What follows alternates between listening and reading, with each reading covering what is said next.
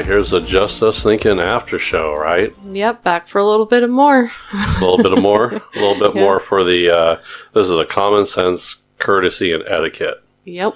We covered a lot, didn't we? We did, actually, yeah. So, what didn't we cover, or what else is there? I think for me personally, I want to try to teach my dogs some common courtesy. Good luck with that, because Raven's a bed hog, right? She's a bed hog, yes. So, she, tends to, lay down, horizontally, right where, my feet go. Right. And I'm like, no, you have to lay the other way. Well, that is a common problem with dogs. Yeah.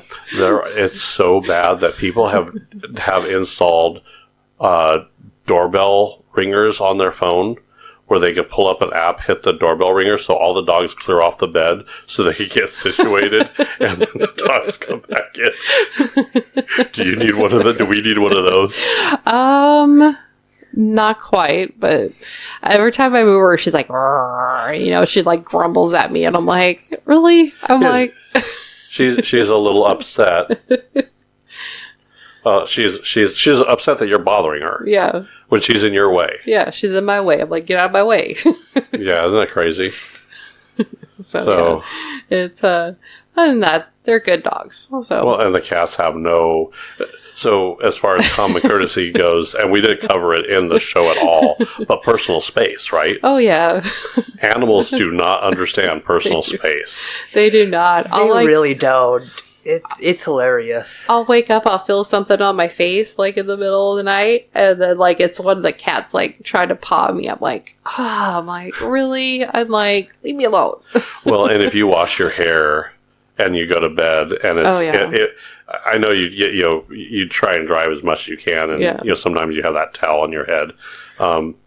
They come there and they knead it, and then they try to chew it and pull it, and I'm like, well, now let's go a whole nother thing. Put yourself in the dog's perspective. Yeah.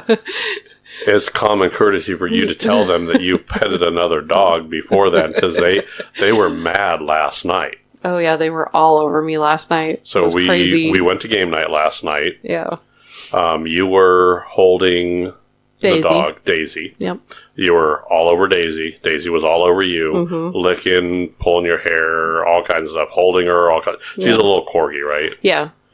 So she's still at that puppy stage where you can hold her a little bit. Right. We can't hold sharp little teeth. Oh yeah. But you hold them, but you're going to get a hernia. Yeah. Right. Okay, that. You okay, Mikey? That one caught me off guard. Okay. So, but I mean, when you got to the door, they're like, oh, you're home. I'm happy to see. What were you doing? Who were you touching? Yeah. How dare you? How dare you pet another dog? Right. You didn't tell us about this other dog. Are you cheating on us? I mean, the dog's perspective would be hilarious, right? Yeah. That would be funny to see what goes on in their minds. Just to know, just a little. Well, Raven's easy. Ball. Yeah. It's just... Oh, I shouldn't say that. She's laying right there. Oh, no. She didn't move. She didn't move, but so that's good. When you say that word, she normally is driven crazy. Yeah. Oh, yeah. Ball. She knows. She'll bark at it, too. Oh, yeah. She knows the hiding spots. If we try to hide it from her, she knows... Yeah, she's not a dumb dog. Yeah, I'll tell you what. No. We used to call her our little dopey dog. She's not as dopey as we thought she was. No, not at all. So, no, yeah, that's so yeah, it's kind of crazy. They don't know bad etiquette. No, they don't. So I tried to teach them, but they're not. They're kind of 50-50, kind of, maybe, if that much. She's not. Raven doesn't bother me. It's Sadie. Sadie will take my spot. I get up and she'll take my spot. Oh yeah. I walk out. I'm like, "What are you doing?" She's like, and the problem with Sadie is she has this she looks up at you. She looks like she's always smiling. Yeah. And she's so hard to get mad at. Well, and most of the time she'll move for you though.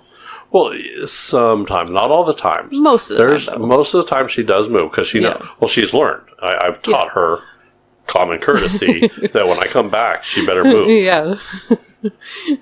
So she's learning. Yeah. They're evolving. Raven, on the other hand, you actually have to move her most of the time. Right.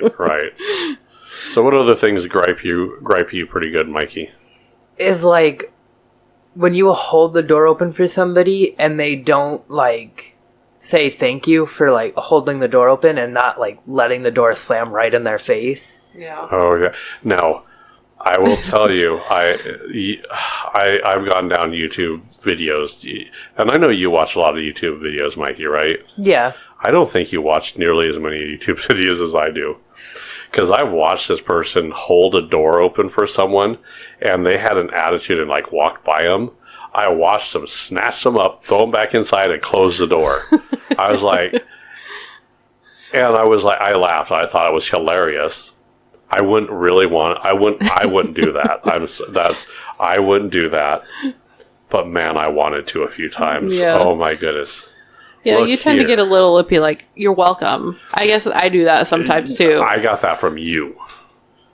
You did? Yes. Because you say that. You'll say that under your breath all the time. You'll stop at a stop sign. You'll wave someone through. They won't wave back to say, hey, because that's in the car, Mikey. You're learning how to drive. If you're at a stop sign, hand signals are a big thing.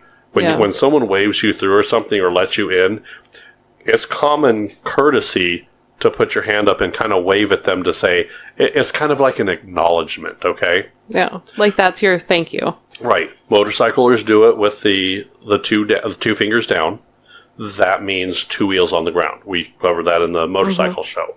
So there's a lot of common courtesy that you can do that just doesn't happen. Yeah. And that's where I get really torn with the First Amendment audit videos that I watch. Mm-hmm. Have you watched any of those lately? Not lately, no. You've seen a few of those, right? So here's my problem. That police officer is just trying to do a job. Right. Now, could their training be more? Yes. But you could say that against any job you do. Oh, yeah. Every job, you got to understand that. Now, you also got to understand that there's being a police officer, a fireman, a paramedic, a first responder, that is a stressful job within itself. Mm-hmm. Okay? It takes, not everybody can do it. Yeah, I wouldn't be able to. I don't think I would. I'd be like... Right. So a lot of people can't do something like that. So when you look at these, you have to sometimes, and I hate to say, you got to cut some people some slack. Yeah. People aren't willing to give anybody any slack or anything. Now, what happens when someone gives me an attitude, Rebecca? You give it to them back. Right. So, and that's, I mean, and I'm not the only one that does that. No. That happens all the time.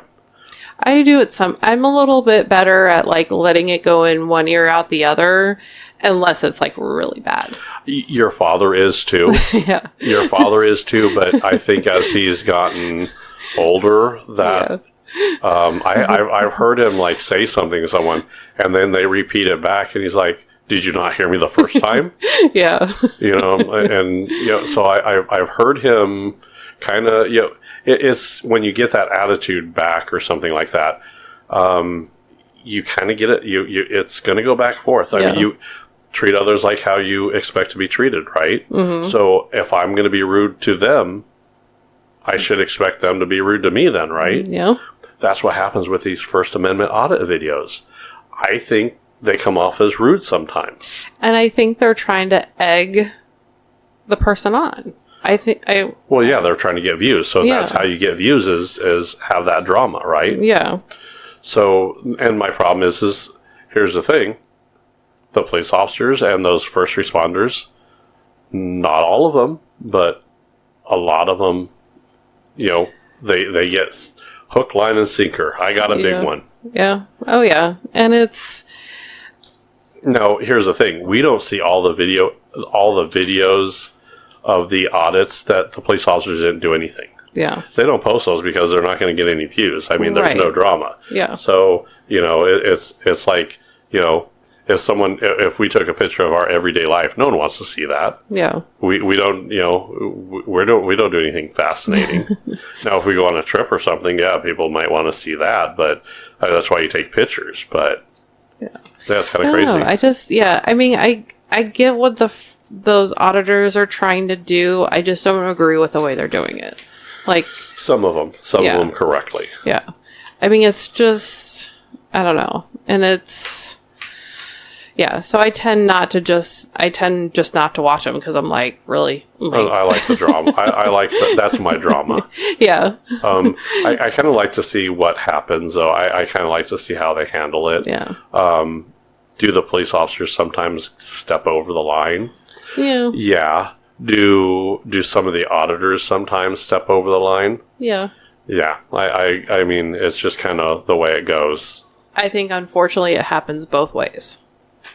It really does. I mean, both ways. It's on both of them. They're both at fault. Yeah.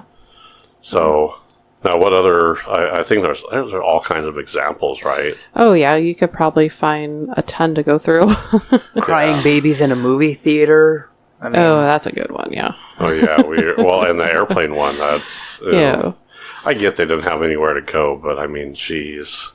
There could have been, like, so many things that could have been solved by either an apology or... It's really hard to get mad at someone when they apologize. Yeah. Actually, speaking of the baby thing on an airplane, I just saw an article the other day, too, where this mother, she brought, like, little gift bags or not little gift bags, but little bags for everybody to hand out as a way to apologize for the baby. So that was kind of cool. Yeah. So, I mean, it's those little things that you have to do that are a little bit better. Yeah. One of the big things is other countries. So tipping is a good example. Yeah. Now we covered here is part of common courtesy is tip your waiter. You're right. I think we forgot that one. I think did we leave that one out? Yeah. So that's kind of is that where would that fit in? Is that etiquette? I mean, I guess that's etiquette. Here in America, it's etiquette to tip. But I don't believe that's the same in France or Belgium. There's a lot of countries, like in Japan, it's actually considered an insult if you tip someone. Oh, wow. So so etiquette changes as time goes on. Yeah, and it's different from country to country, obviously, too. Right. One of the other things that we didn't cover in the etiquette part, too, was smile. If you're front-facing a customer, it's almost etiquette to smile, right? I don't know how many times in my training, even when I'm on the phone, I've heard them say, your customers can hear you smiling. Yeah. Across. I remember that too. Yeah, something about if you're smiling, they can tell it in your voice or something like that. Or, yeah, because they can pick up on that, basically. And I guess it's your tone, right? I guess when you're smiling, it kind of, you're... I don't know. I don't know why that is. I guess there's some psychological, mechanism that happens there. I could see it because, even right now I can tell, the difference between, or I guess not really smiling, but maybe the excitement or your different tone in your voice. Right, right. Yeah, so I can see it. I want to say I could kind of hear it too sometimes when I'm on there too. Yeah, I could tell when the person's had a bad day. Oh yeah. I mean, you just tell. It just gives it that atmosphere. Yeah. I guess that's kind of crazy. But now there's also it's an etiquette. But here's when someone's had a bad day, and this goes back a while ago. There was a couple people that on social media. Threw a fit because I guess they weren't smiling, and I guess they got accused of being like sexist or what, because there was a male customer coming through a cashier. Mm-hmm. She was just ringing things up. She was not smiling. She looked like she didn't want to be there. And the customer said, "You should smile more. You're a very pretty girl. You should smile more." Oh, yeah. And she got upset with that. I don't get that. Because, I mean, he's tried, like, pay her a compliment almost. And it's like... Well, yeah, Mikey, you like my creepy voice, right? No. I'm going to do the creepy voice. Now, if he said it like this, you ready, Mikey? Yeah. "You should smile more, pretty girl." Yeah. Now, if he said it like that, I could understand, right? Yeah. So, but he just kind of said, "You should really smile," and she's like, so I guess she posted on social media that I shouldn't have to smile. If I'm not having a good day, it's my business, not yours. You shouldn't tell a woman that they should smile. Yeah. Well, why not? I guess that's the question, is why not? Yeah, because I don't want to see someone, like, frowning all the time when I'm, There's that lady at Walmart that she looks like now she's an older lady. Mm-hmm. You know which one I'm talking about, right? I think so, yeah. The older lady that's, I want to say, really short, gray hair. Mm-hmm. And she looks like she's mean. Yeah. She looks like you go up there and you have 21 items in the 20 item line, and she will throw it at you. Yeah. I mean, she looks that mean, right? Yeah. But I think she's actually been pretty nice, though, hasn't she? Well, that's because I said something. Yeah. I think I said something. And I hate to say it, but I think I'm the one that said, maybe if you smile more, you'd be more approachable. Yeah. And I think I said one time, I'm like, "Are you just, like, not happy to be here?" Yeah. And, I think she knows that I said something, and we go there quite a bit. So I think she sees me coming, she's like, "Oh," I'm sure she's like, "Oh, shit, this guy, son of a bitch." I mean, I kind of caught myself the other day. I was a little frustrated at work, and, I was like, like, on the phone with the clients, and I'm like, "I'm sorry, I'm just having a really bad week, bad day, whatever." They're like, "Oh, I hope it gets better." That's just one of those things that, if you say, "Hey, I'm sorry, I'm having a bad day," that makes the conversation go a totally different way than if you're just all the time, See, and I wish my company would understand that. The company I work for, now one of our stats is our average handle time, and then they call it the ACDN and available. So basically, when you're ending your phone call with a customer, the time it takes you to take the next phone call. So if you go into a mode that you're not going to take a phone call, to go into it, I guess if that's too long, they get upset with you. Yeah. But we also go off of what is called an NPS score. And a lot of companies do that. Mm-hmm. And that's basically your customer rating. So what I think here's what happens. I could meet that phone call ready mode all the time, but my NPS score will be dropped because I need a minute myself, because I need to digest what that previous phone call was. And, you got to understand that there's a lot of angry customers that call. Yeah. Let's be quite honest. They're not calling us generally to say, "Hey, I'm happy with everything's happy. Everything's great. Everything's happy. Just wanted to call and let you know I'm happy with everything." Yeah. Those calls don't exist. Exactly. Now, they're not always angry. They're not always upset. There's a lot of questions that I have asked, and they'd asked and you answer them.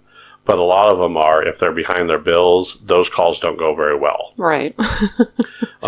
One of my biggest calls is when they called in and they're like, "Yeah, I'm calling for my mother. She passed away. I don't know what to do with her car." Yeah. Well, I'm sorry, but after that phone call and going through, because we have to ask them all kinds of questions. Who are you? What's your relationship? When they pass away, did they have a death certificate? Did they have a will? Can you get that paperwork to us?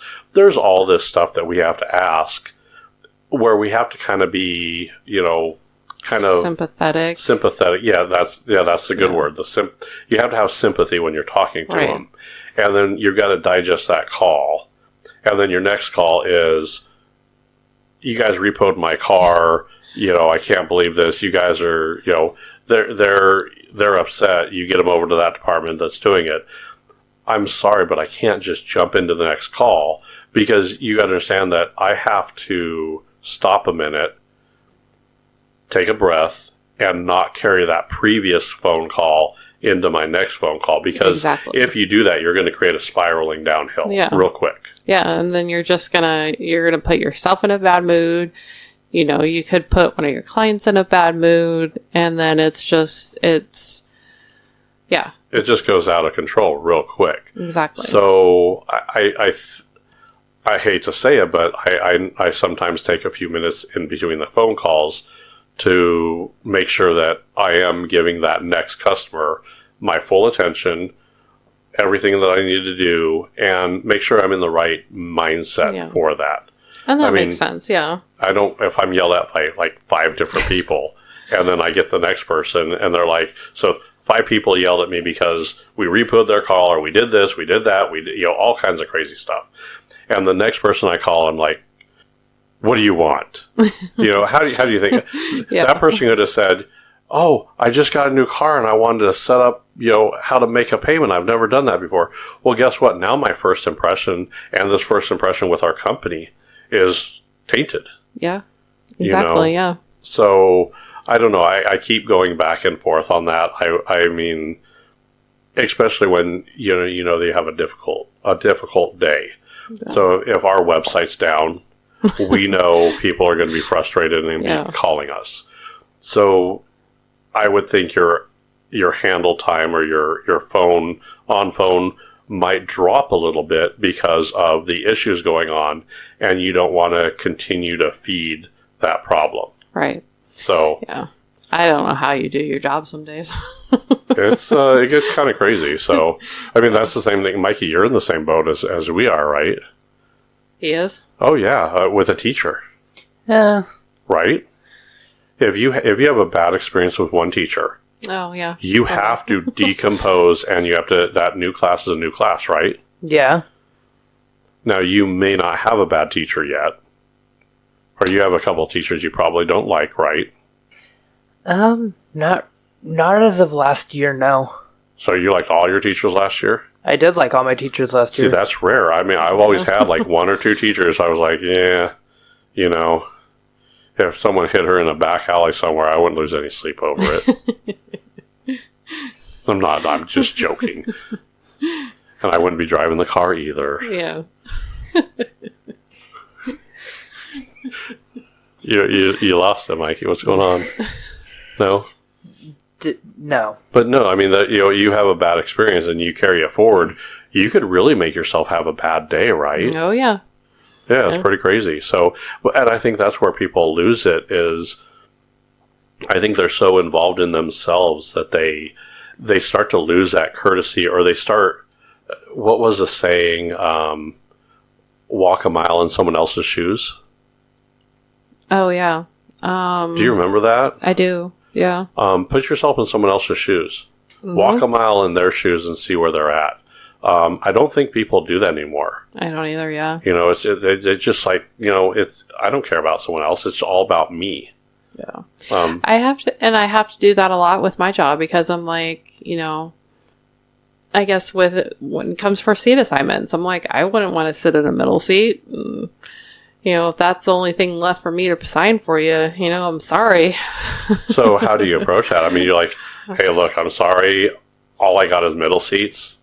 Yeah. I wish I could get you a better seat. Yeah. I mean, we have a way to check it. Like, we have a program that checks it to see if their preference is available. But if it's not, you kind of got to tell them, hey, if you want to, you can purchase it, but you have to check with your manager to see if that's reimbursable or not. And you have to weigh the pros and cons on, if you want to be stuck in middle seat for that 5-hour flight. Well, and I don't think people weigh their pros and cons. You got to understand, as a society, there are repercussions for your actions. Yeah. There are certain things that you should and shouldn't say. We all know that. I mean, it's not rocket science here. Let's be honest with you. Yeah, no. But I think I think it's starting to be lost in that, isn't it? I mean, it's kind of crazy. Yeah. Or I like it too when people say, like, you put me in middle seat. Well, I didn't put you in that to just, put you in that. I did it because that's all that was available. Well, see, that goes back to, I don't know if people are so thinking that everybody's out to get them that they don't have any courtesy to other people. Because they're already at a defensive angle already, right? Yeah. I mean, if the world's out to get me, if you think that way, if you think that the world is always out to get you, the world is always going to be out to get you. I'm sorry. If you buy a red car, next thing you know, that's all you see driving around is, oh, there's red cars. There's red cars everywhere. Holy cow. Yeah. It's just kind of what happens. I mean, I hate to say it, but you're looking for that. Oh yeah. So if you're looking for the world to be rude to you or be mean to you, you have that mindset. So you're already taking that defensive. Well, I'm just going to be rude because they're going to be rude to me. I wasn't, but now that you're rude to me, guess what? That was a self-fulfilling prophecy right there. Yeah. Congratulations, you're psychic. Yeah. You don't like that, Mikey, or what? No, it's just that makes a lot of sense. Well, I mean, yeah, if you walk up to a brick wall and say, you know what, I'm going to punch that brick wall, and I'm going to hurt it, you ain't going to hurt it. It's going to hurt you. Yeah. If you come to me talking about, I'm going to hurt their feelings, now I want to hurt your feelings. Yeah. And challenge accepted. And I don't start out that way. I start out very courteous and nice, for the most part. I think a lot of people try to be, but it just, sometimes it works, sometimes it doesn't. So now, you generally do not like when I get upset out in public. When I if someone's rude to me or something like that, I'll call them out in a heartbeat. Yeah. You generally don't like that. You're a little more low-key than I am, right? Yeah. With the exception of someone running a stop sign on a bus, right? Yeah. So you explain how that happened. So we were coming home one day and we were like 3 or 4 cars behind a school bus. And it had its arm out, because the kids were getting off the bus. It had its arm out to stop. Right. And some guy, I don't remember if he was behind us or in front of us. He was behind us. Okay. He comes out and he just goes around the bus, like, didn't even stop for it. And I'm like... Well, he passed us. Yeah. And as he was passing us, I guess a kid was crossing the street. So he had to stop. Yeah. I was like, go get him, baby. And of course, just like you and everybody else that does it to me, I say, it's go time. Yeah. So I jump out and I go over there and I chewed him a whole nother one. Yeah. Do you not see the sign? Are you colorblind? Is it not big enough and flashy enough for you? Yeah. You damn near, and he damn near ran over a kid, right? And I'm like, you could have killed that kid. I would have made sure I beat the tar out of you before I took you to the police station. And of course, at that point, he's like, oh, I'm sorry. He was kind of shooken up because I think at that point, common sense kicked in, I think. Yeah. Common sense says, ooh, I shouldn't be doing this. And then all of a sudden I'm there and, he's like, oh, and he's like, I live in this neighborhood. I was like, so you're killing kids in this neighborhood? I was upset. I was mad. And it didn't help that you were like, you flicked my switch and said, on, attack. I kind of did, yeah. I mean, I guess that's just one of the, it's... Is that your pet peeve? That is, I'm like, come on, like, 5 minutes. Let the kids get off the bus, let them cross the road, 5 minutes. And that would anger me too, and I generally pay attention when I cross the street. I do look both ways. I try to make sure I look both ways before I cross. Right. Well, that's a ticket. You could get a ticket if you do that. Yeah, I mean, that is technically illegal to do that. Right. And here's the problem with that. The kids that cross in front of that bus, they're not going to see that car coming. Yeah. No.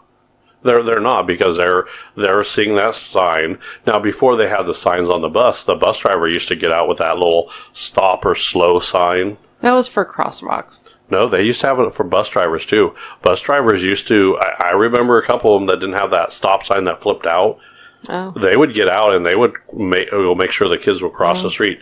Now, it also depends on what state, what city, where it's at too. Yeah. So, and that was a while ago. I remember that because I remember one of Tiffany's bus drivers actually had to get out of the car. Now, she must have been in kindergarten, so that tells you how long ago that was. So I remember her bus driver walking her across the street and holding the sign and making sure she got out the side. And then, of course, they got the automated on the arms. And I don't know how many times I watched a YouTube video of the kids going to run across the street and someone running that didn't even slow down. Yeah. Damn near running over the kids. Yeah. And there have been incidents where cars have hit kids for that. I mean, it's not... Kids have been injured, hurt, and I think a few have been killed from that incident. Yeah. So it's a safety issue, and when you start endangering the lives of kids... That's the one thing that will get anybody who's a parent up in arms. Yeah. I'm sorry. That's just the way it goes, right? So, it's just kind of one of those things. Yeah. And that just for some reason, just that day just bothered me. I was like, really, dude? I'm like, come on now. I'm like, we all have to stop. Just take your time. And I could see why that would anger you. I do. I remember that. I was like, "Go get him, babe." Yeah, you. That was like telling a trained attack dog to attack. You know that, right? Yeah. Now, all my friends know this of me too, and they all do it. They all know my attack button, and they all have access to the button. And they're like, "Oh, I don't want to deal with this, Michael. Attack." Yeah. And they do it. Chris has done it. Barry's done it.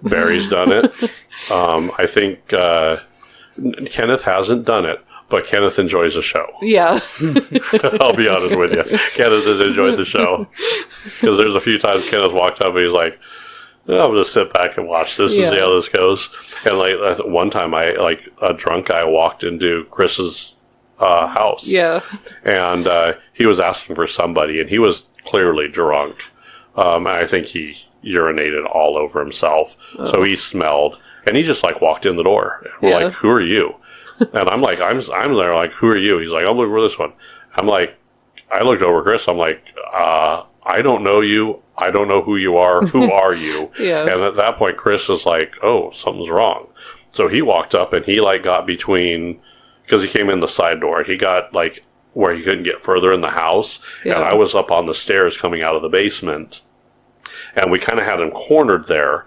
And I think Chris is I think he's like, I don't know you, get out of my house now. Yeah. And he looked at me. He looked at me when he said it, and I know, okay, that's... Click? He clicked the button, and I pushed him out the door, and he was, trying to fight me a little bit there. Yeah. He was pushing back. And I'm sorry, you're not going to push me around like that. So I bounced him down the sidewalk and then out to the street. And I remember I'm out there, and I guess, from what I understand, someone inside, I don't know who it was, someone in there said, they've been out there for a while now. Should we go out there? And I don't remember. I think it was either... I think it might have been Kenneth, but it may have been Barry. I'm not sure which. Yeah. But one of them, they know me. One of them says, nope, Michael has it, and I haven't heard any loud noises yet, so we're good. No shots yet. Yeah. Shots fired. Nope, no shots fired. And then I think one of them said, well, should we call the police? And I guess that's when Chris came in and said, you should probably call the police so he doesn't do this at someone else's house. Yeah. And then, he walked away, and then the police came, and we told him what happened, and it was kind of funny after the fact. Yeah. But he hit that button, and he's like, "Yep, Michael, go time." Y'all do it to me. I don't know why. Yeah. I guess I'm the one that it works for. So yeah. I think I'm the only person who hasn't pushed that button yet.